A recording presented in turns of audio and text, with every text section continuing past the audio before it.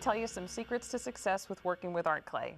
This is a rotary cutting mat that I'm working on. You can use a piece of acrylic or a piece of safety glass. They all work really well. You want to always put a little bit of olive oil on your tools as well as your work surface to keep the clay from sticking with it while you're working.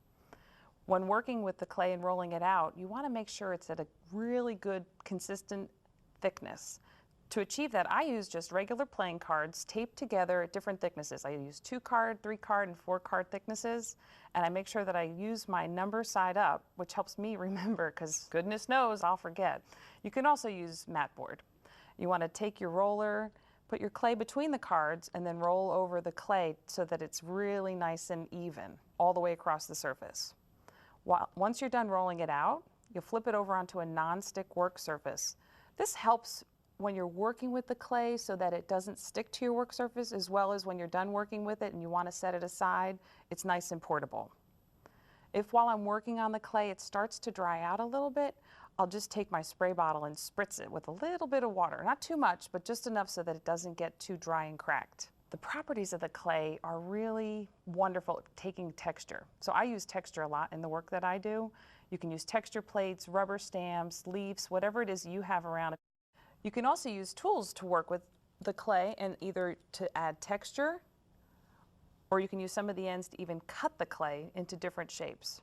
You can use clay cutters. You can also use a clay blade. To make your blade a little safer to work with, you might want to add popsicle sticks to the one end to make it a little safer to hold on to.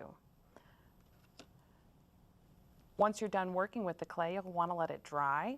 You can use a food dehydrator or a candle warmer to help expedite the drying. And then once it's dry, you'll want to refine it. And this is where you want to spend the most amount of time working with the clay, is really taking the sharper edges off, any of the rough edges. You want to use your salon boards, your sandpapers, go through different grits up to the higher grit of sandpaper, and the polishing papers. All of those work really well to refine the surface. You can use the jeweler's files to get into tight spaces or any holes that you may have made just to clean them out. You want to make your piece pristine before you put it into the kiln or fire it with a torch. To use the torch, you'll want to fill it with butane. On the bottom of the torch, there's a nozzle, and on the top of the butane canister, there's a nozzle that fits into it. You want to turn the torch upside down, turn the butane canister upside down, and then depress the butane canister toward the torch. You'll hear the gas start filling the chamber in the torch, and you'll know it's filled once the gas starts sputtering. At that point, set your butane canister down, turn the torch upright, and put on your safety glasses. You're going to throw the safety switch, depress the igniter,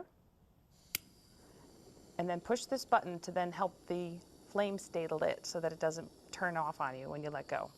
And then here there's an adjuster that will change the tip of your flame to make it a little bit more pinpoint, or if you have the need, you can make it a little bushier. It makes your torch a very versatile tool. And then to turn it off, you just push the igniter again, and you're good to go. Now you know how to use the torch, and you can fire any size piece that's smaller than a silver dollar. For pieces larger than a silver dollar, you'll want to use a kiln. The kiln has a digital controller, which makes it very easy to program. Be sure to read the instruction manual that comes with the kiln. Have on hand long-handled tongs, safety gloves, and a bowl of cold water. Once your piece is fired and cooled to room temperature, it's time to burnish it. You can use a steel wire brush, the steel burnisher, an agate burnisher, and polishing cream, and then follow it with the moonshine polishing cloth, all to bring out that luster and that beautiful finish that you've worked so hard to create in the dryer stage. With all of that covered, we are ready to get into a project. Let's go have some fun.